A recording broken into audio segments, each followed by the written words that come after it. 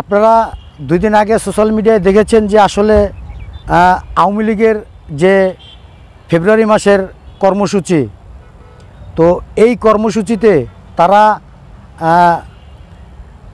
বলেছে 1 ফেব্রুয়ারি থেকে 6 ফেব্রুয়ারি পর্যন্ত অন্তর্বর্তী সরকারের পদত্যাগের দাবিতে আওয়ামী লীগ নাকি রিপ্লেট বিতরণ করবে।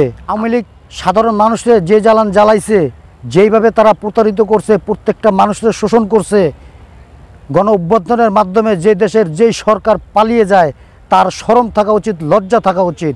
স্টপ করো। অন্তর্বর্তী সরকারের পদত্যাগের দাবিতে তারা রিপ্লেট বিতরণ করবে। এখনও আওয়ামী লীগের পিছনে যেগুলো খাইছে আর যেগুলো নিয়ে তারা দেশ শোষণ করেছে, এখনও তারা তা ভুলতে পারে না। বাংলাদেশের জনগণ আজ বুঝতে শিখেছে যে কিভাবে একজন স্বৈরাচার সরকারকে দেশ থেকে তাড়াইতে হয়।